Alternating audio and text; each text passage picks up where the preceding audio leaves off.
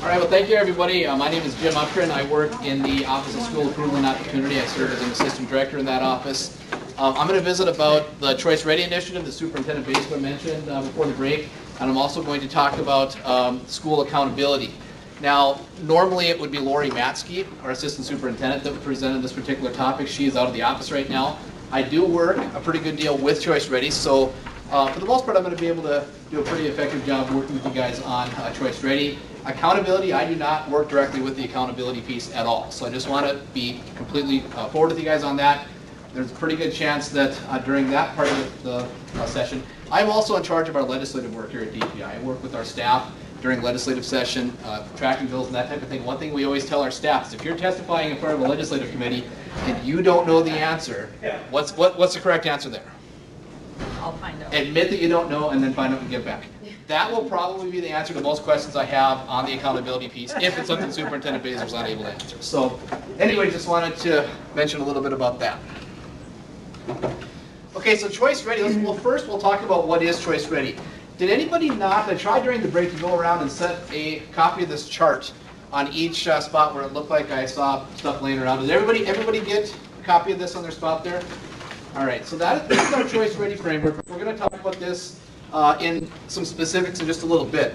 But first of all, as far as what Choice Ready is, it's a component in our state accountability system where we're measuring success of our students upon graduation from high school. Now, like Superintendent Baser had said earlier, we want our students to be prepared for multiple options when they graduate from high school. Ideally, we would want students to be ready in all three of these pathways on the bottom of the chart. Post-secondary ready, workforce ready, military ready. But to be considered, to be determined to be choice ready, a student has to meet the requirements of the essential skills up on top, okay? And then two of the three pathways on the bottom of the chart, okay? And so the intent with this, the metrics here, were intended to provide a growth model for measuring growth in North Dakota schools, indicated by the readiness of students upon graduating from high school. Educators have been long requesting or long wanted some type of a growth method. You know, something in addition to just saying, okay, here's our state test scores, and the districts that score really high, and the districts that don't score as high score not as high. Well, the question should be, okay, what's being done for improvement? You know, what are these districts that are down here doing to maybe get a little bit, you know, higher and that type of thing? And so that is kind of how Choice Ready came about. The question was asked before the break, you know, who determines these types of things? And for example, our Choice Ready framework is one example. We have an ESSA committee. And our ESSA committee consists of administrators in the field, various different partner groups, as well as some staff from DPI. And within that ESSA committee, we have a Choice Ready committee who specifically drew this up. And this was actually done before my time here at the department. I've been here 6 years, and this was done maybe a year or two before I got here. And that committee still continues to meet, because it's not like we just created this, etched it in stone, and said, well, here, this is what it is. This has continued to evolve. We've continued to make some revisions. The most recent revisions to this Choice Ready framework were made back in, I want to say right before Christmas last year sometime. So it's constantly being evolved. All right, and so this is the accountability system here. We've got elementary on the left, high school on the right. Choice Ready, by the way, is strictly a high school grades 9 through 12 component. And so various different things on the chart here. I don't know how well you guys can see that towards the back. But this portion here, Choice Ready growth, 21%. 21% of a school's accountability is going to be based on the results of the Choice Ready. And so specifically with the growth in the percentage of your students that are Choice Ready from year to year. They do have you know, kind of a matrix, so to speak, where if you are between this percent and this percent of growth, you get this many points, and it kind of goes up like that. They also have it in there that if your Choice Ready percentage, like your straight raw percentage, is above a certain level, then you're guaranteed to be at X number of points. For example, if you have 95% of your students Choice Ready this year, and then next year you're down to 93, those are both good percentages. You don't want that school that was at 95 and went down to 93 to score worse than a school who was maybe lower and, you know, kind of came up. So they have that kind of built in as well. As far as choice ready metrics here, we already kind of talked about it. We got the essential skills up on the top. Those are skills that it's determined that everybody really needs to have. And then you got post-secondary ready, workforce ready, military ready on the bottom. And that's outlined on the chart here. And like we had said earlier, essential skills up on top, and then 2 of the 3 pathways on the bottom here. So you'll notice, for example, under the essential skills, everything in that, so the first sentence there, earn a high school diploma, okay? And then the second sentence, complete 9-week career education, individual counseling, financial literacy, and North Dakota civics test, and computer science, cybersecurity. So that might seem like a lot that we're making our students do on this chart here, but you know what those 4 things all have in common? Anybody know what they all have in common? Phil, what do they all have in common? Their graduation requirements. They're all things that are already required for you to do by law, okay? So none of those are things that you should really be having to reinvent the wheel to accomplish. And then these 8 bullets that are listed here, I'm not going to read through each of them individually here, but those 8 bullets that are listed here, students have to have 4 out of those 8 essential skills. So if they achieve that, 4 out of those 8 essential skills, then they've achieved the essential skills section, and then they move on to the bottom part of the chart here, are 3 pathways. Post-secondary ready or college ready. And by the way, you'll also notice that each of these 3 columns has what's called a 4-year rolling plan that is part of it. It's the same 4-year rolling plan for all 3 of the pathways, so they don't have to do 3 different 4-year rolling plans. Basically what that is the school is going to meet with students either at the end of the 8th grade year or the very beginning of 9th grade, and they're going to talk about, you know, what is your educational plan for 9th grade? How does it connect with what you want to do? What do you want to do? Superintendent Baser had mentioned that, you know, she has 3 kids and they all kind of had different ideas, and some of those ideas maybe panned out, some maybe didn't. I'm already noticing in my 2 boys, I have a 4-year-old and a 6-year-old, the differences just between the 2 of them. And I'm curious to see, you know, just how things will end up with them. So as far as like 25-hour community service, does it have to be through like a city program, or is it, can it be just any general? So really the 25 hours of community service, it doesn't have to be through the school or anything like that. It's really anything that benefits other people. Okay, and so the school... There's no script to go by or nothing? No, but what the school needs to do is they do need to have some type of way to kind of document and just kind of keep track of those types of things. Obviously, I'm also in charge of our state scholarship program, and our state scholarship, which I'll talk about in a little bit, is going to start to incorporate this as well, fully starting with the class of 2025. And what I tell the schools is make sure that you have some type of way to document. Do more than just the honor system. You know, do more than just a kid coming in and saying, hey, I worked 25 hours doing, you know, whatever. You know, if they're volunteering for their church, that could be simply a note from their pastor, or if they do, some schools what they've done is they've said, okay, for 1 hour a month or 1 hour every other we're going to get everybody on the bus, go out in the country and clean ditches on the highway, something like that. You know, that is something that could be considered community service. I get asked a lot about fundraisers. What if I help out at a fundraiser? Can I count that? Well, I think it depends on what kind of fundraiser it is. If it's you have a sick member in your community that have cancer or something, and you're putting on something to raise money to help pay that person's medical bills, what do you guys think? Community service? Absolutely. What if I'm part of an AAU basketball team and we are going to go play in a tournament down, I already see some heads shaking no, and we're going to go play in a tournament, so we're going to do a car wash out here in front of the Capitol, and I'm one of the players playing? No. Okay? I just know, like, I'm a Shrine member also, we sometimes look for Yeah. Absolutely. At our fundraisers for bodies for like Yep. bouncy houses. And I would say if you have kids helping with that, that could count. And what I would encourage you guys as board members to do, and members of other organizations, make sure that the organizations such as that in your community are aware that there is a need for community service hours. And you know, it's a good way for you guys to form partnerships with those organizations as a school.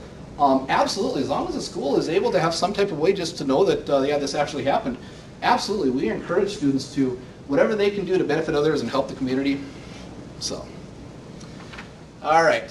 So then with our post-secondary ready portion down here, you'll notice that there's a grade point average, 2.8 or higher grade point average. And then there's some subscores within the ACT, or meet any 2 of the indicators listed on the bottom here. And you see there's a wide variety of things to pick from. The additions and revisions we've made to this choice ready chart in a lot of cases has been to try to provide more opportunities for students to pick from. Just, so that we can try to really, another thing we want to do is we want to make sure that we're meeting each student where they're at as far as what their interests are, what their, what it is that they want to do. I was talking about the 4-year rolling plan earlier, and so you'll meet with students, or the school will meet with students either at the end of 8th grade, beginning of 9th grade, talk about the educational plan for 9th grade, and then the next year they're going to do that again and say, okay, has anything changed? What do you want to do for next year? And then they're going to continue that process throughout their high school career. Okay? The requirement does not call for schools to submit the plan to DPI. We don't need 8,000 4-year rolling plans sitting on our desks here. The school, when they complete the choice writer report, though, they'll have to sign off that that's being done.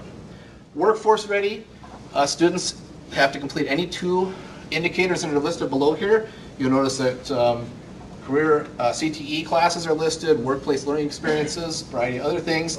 And then for the military ready portion, ASVAB score of 31 or higher. And one thing I want to point out with that is that the National Guard reached out to me, I want to say it was towards the end of last school year, and they are really wanting to know how they can get into schools and get more students access to the ASVAB test.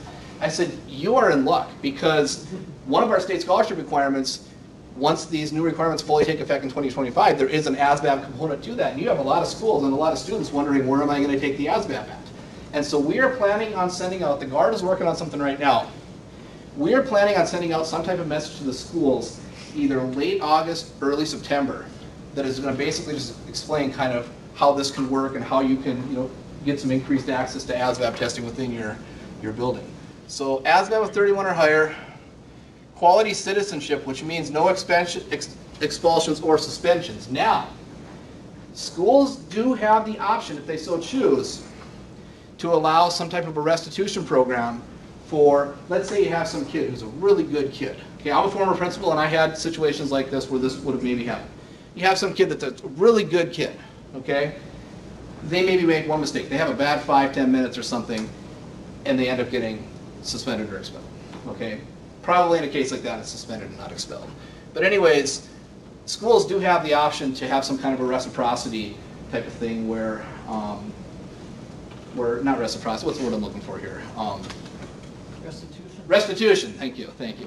And for students like that to be able to kind of earn their way back, so to speak. So anyways, that's one there. Physically fit students, in order to be determined physically fit, you have to earn a C or better in physical education. Whenever I'm visiting with students about the scholarship, I always tell them, I hope getting a C or better in physical education is not, kind of the barrier here. And then any 2 additional indicators from either of the other pathways, or 2 credits of the junior ROTC program or the Civil Air Patrol. Anybody have any questions regarding these choice rendering requirements themselves before we get into a little bit more about how this factors into your accountability? Yep. Is this something new, or is this something that's... This has been around for, like I say, I've been at the department for 6 years, and it's been around longer than I've been here. I'm going to say it's 7 or 8 years old, possibly. Because this is my first year, and I have a daughter who is going to be a 10th grader. Okay. I just texted her to ask her if she's heard of this 4-year rolling career plan, because I've not, and she has not either. Okay. So let me take that.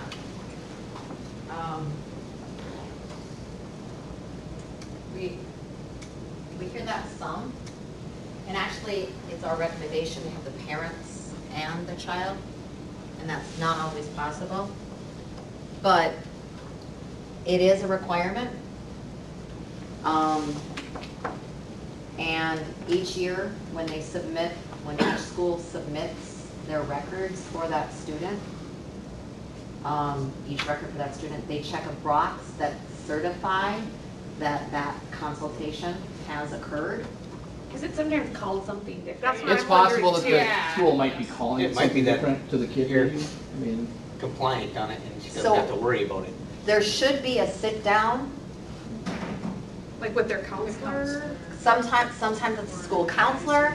Sometimes schools with large numbers of students and the counselor is at 450 to 1 counselor. That's not possible. So schools have developed different ways to address it, much like the advisor model at universities, where if they have declared that they want to be biotech engineer or whatever, go into then the science teacher is assigned. If they're, they're interested in more of the construction, then maybe their construction teacher is assigned to have the sit downs with them. But an adult should be sitting down and asking the question, do you still want to do this? And if so, you need to be aware that this is the course that you need to take as a junior. These are the courses that will set you up for success as a senior. This is what you can expect to have to take your first year out of college, your second year out of college. That's sit down. So I don't know what they might be calling it. The question has been asked, is it enough to bring your students together in an auditorium and talk about these courses? No. It's like a one-on-one thing, right? We have a board meeting tomorrow, and again, this is only going to be my second meeting, and I just came to this to learn, as much as I can, and these are the types of things as, like, affecting my own children that I want to make sure that are happening. So I would encourage you to visit, with obviously your superintendent, and then you just ask him or her to explain to you like how they're meeting that. And then if it's a challenge, then your role is to say, how can we help you help your principal, help your counselor? What do we need to change, or what do we need to do? When do they make this choice, stating what they want to pursue? Right, there's a high school or there's a requirement up here. Is it all high school, or does it start in middle school? This one here is in 7th or 8th grade. 7th or 8th grade. So at 8th grade, that first consultation should occur, because what we're seeing is they say they want to be an electrical engineer, and they've never taken any of the math courses to prepare them to be successful. And they say that they want to be a veterinarian, but they're taking courses that are high-level advanced math, and they're super smart, but they haven't actually taken some things maybe in the CTE realm that would be able to help them really become prepared. What's the Civil Air Patrol? Civil Air Patrol is, I'm not overly familiar with it, but it's an organization where, I don't even know how to explain it very well. Do you know how to explain it better than I can? So it's like ROTC? Yeah. So for civil air. So I have 3 administrators in the room. Did I miss any? And I'm going to kind of put you all on the spot, and I'm going to borrow a phrase from your colleague, Corey Steiner. At the end of the day, whether it's the principal or the counselor that should have done that, at the end of the day, every August, the superintendent submits a form. We don't come in and we're not micromanaging, we're not an auditor, we're not doing that. But every fall, in order to operate as a school, in order to open your doors, the superintendent signs a form that says, I am complying by all North Dakota expectations and statutes. All of the information that I am ascertaining to is true to the best of my knowledge at this time. Then they're reminded that if they're certifying that and it's not true, it's punished, it's a misdemeanor, and they cite the statute where they're in violation. That form also says, there are exceptions. If you can't do something, it isn't just to say you're doing it and then pretend that it's not. If you really can't get it done, there's exceptions that you can inform the Department of Public Instruction. Again, I don't make the rules, so this is the best way for me to explain it. The legislature is my school board. They decide what policies and how much money I get, and then it's my job to implement those. So the legislature has said this must be done, and we collect those reports.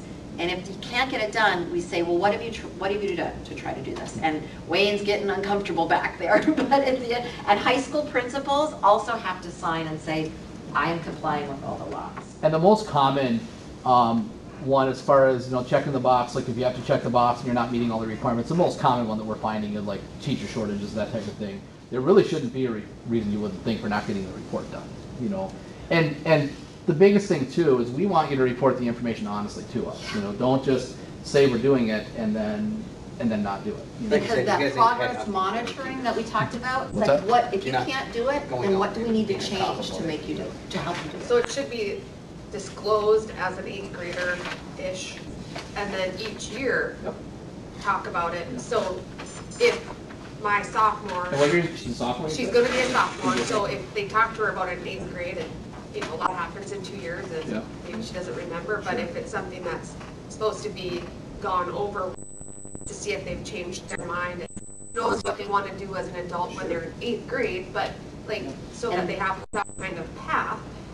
Exactly, and that was this diverse group of people, not DPI employees, this diverse group of people set that up to say, you need to have that conversation before you register for classes. Because what you say in that one-on-one will help us decide which classes you need to get signed up for this fall. And that, it was to create a pathway. How many students are, okay, I'm gonna be a mechanic, because I probably don't have to go to college for that, so I can take kind of an easy street. Okay.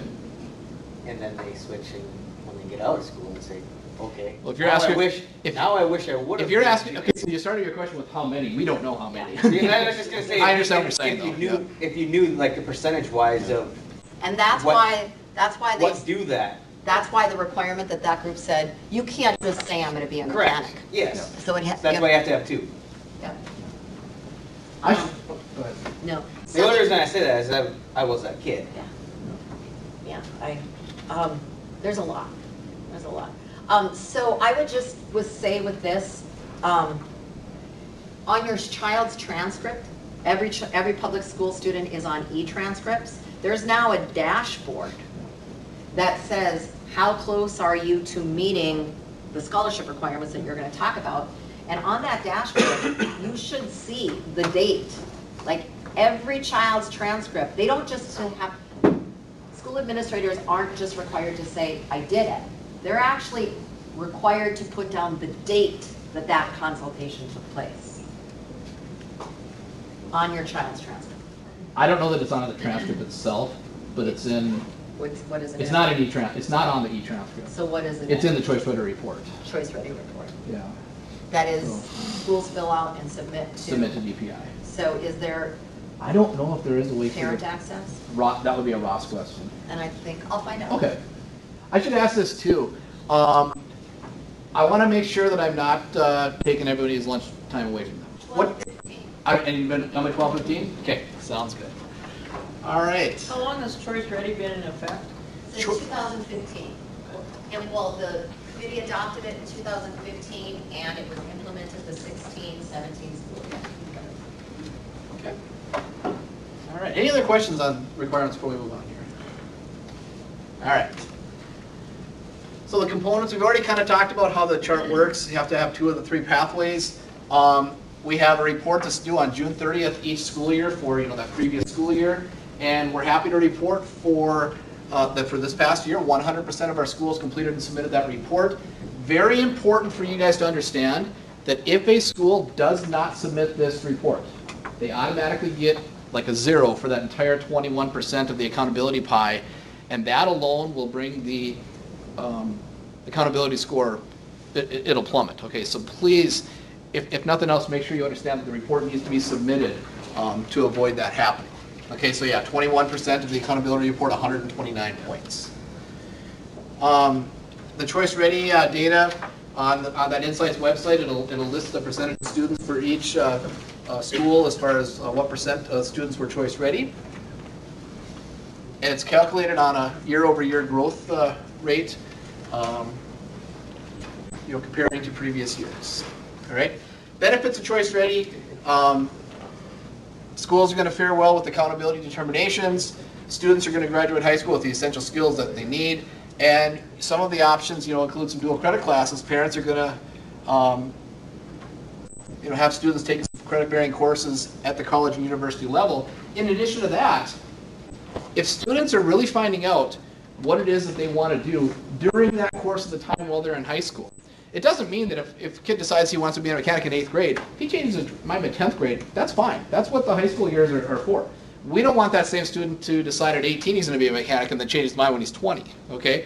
Now I decide I want to be a brain surgeon. Okay, well, now you're starting over again. So we're trying to stop a lot of that, starting over after kids are 18, 19, 20. Going to college for nothing. Going to college for nothing and having to redo it. Because guess what? The student loan debt doesn't go. You're still got to pay for the classes. And just as valuable as money is your time. Kids kid gets into the workforce at 25 instead of 22, you know. If nothing else, yes, this is a requirement for accountability, but if nothing else, do this because it's good for kids. You know, that's what I tell people. All right, our state scholarship program. This is a program that's been around since 2009.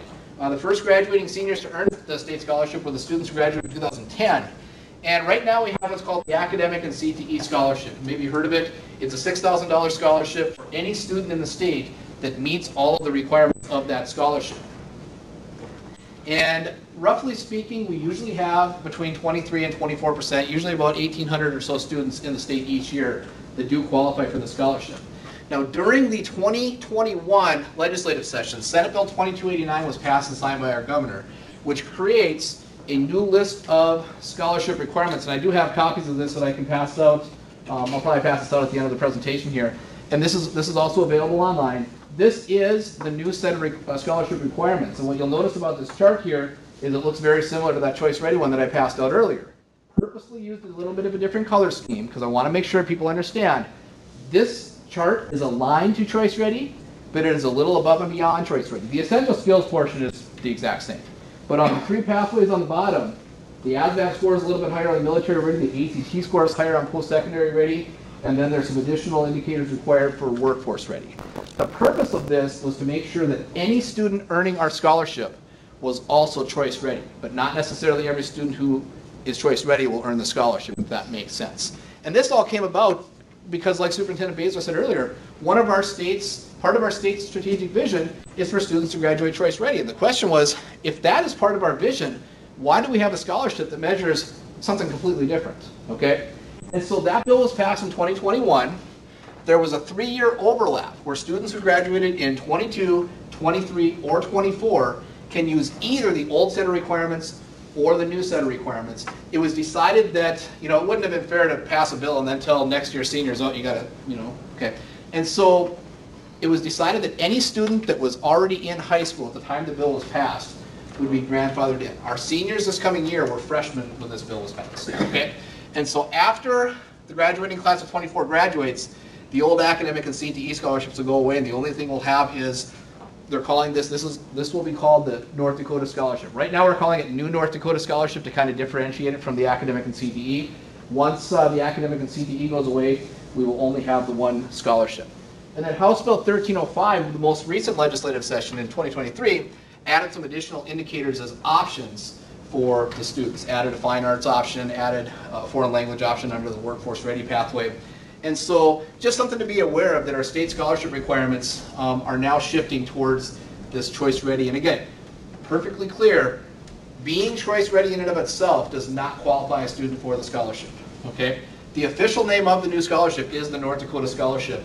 And I'm making sure that I don't call it the Choice Ready Scholarship, and I do correct people when I hear them calling it the Choice Ready Scholarship, simply because even though its purpose is to align with Choice Ready, the word Choice Ready does not appear in that part of the law at all. Okay, it's strictly North Dakota Scholarship. That's the chart that I just showed you guys, and I will make sure everybody gets a copy of that chart. Again, some questions to ask your superintendent or principal. How many students were Choice Ready each year? That report gets submitted during the senior year. Ask them how many. How many students, ask them for how many graduated in each pathway, how many were Choice Ready overall. What was our growth rate from one school year to the next? Who is the district's Choice Ready coordinator? That might vary from one district to the next. In one district it might be the counselor, another district it might be the principal, another district it might be, Fargo, for example, has a person who is the Choice Ready coordinator, and that's all that person does because it's a bigger district. So find out who the Choice Ready coordinator is. Ask if maybe we could have a presentation at a board meeting sometime. Can you give us a little presentation about what are our results and how are our students doing? So these are just some different things that you can ask as a board member. And how can board members get involved? Various different things here: expanding options available to students, building elements into school day, allowing activities outside the school day, encouraging schools to complete that Choice Ready report throughout the year. The report is open throughout the school year. Okay, the report is due on June 30th. Doesn't mean that the school has to go in on June 29th and do the whole thing at that one time. And that Choice Ready report is each individual student has a report that they complete. So, CREAM options. CREAM stands for College Ready English and Math.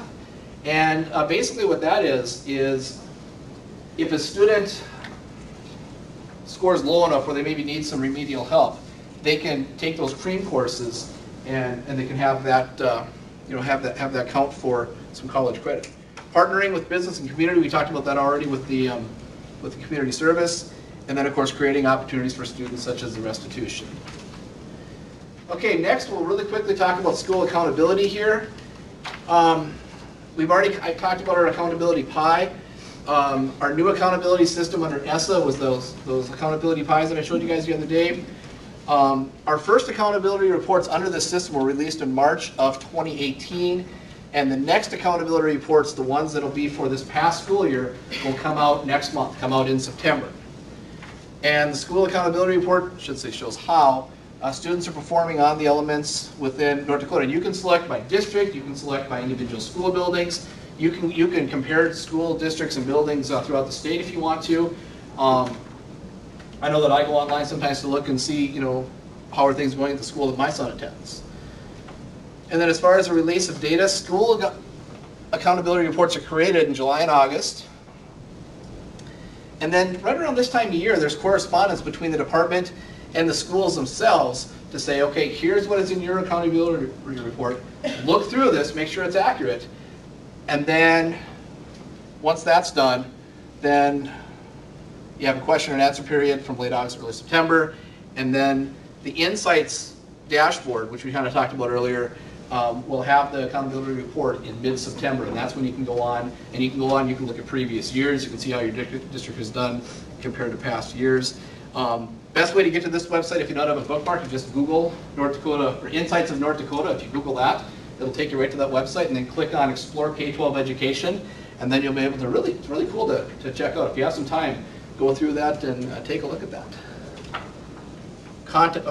We forgot to put the contact information on here. So anyways, my direct line, 701-328-2244. I think it's on the next slide. Oh, there it is. Okay. So, yep, so here we go. So here's me, 328-2244. You'll notice that Lori's number and my number are only one digit off. Occasionally we will get calls for each other. So just something to kind of keep in mind with that. So, and again, Lori is definitely the one you would talk to with questions about accountability. If it's Choice Ready, I would say if you're thinking of Choice Ready itself, you can certainly reach out to me. Otherwise, you can reach out to Lori. If it's specific to the scholarship, you'll definitely want to reach out to me. So, any other questions anybody has for me before I turn it back over to Superintendent Baszler? Well, thank you very much for having me today. I've enjoyed it. And again, reach out if you have questions. I'll pass out the scholarship chart for anybody that would like one here. Or I'll just pass it out to everybody.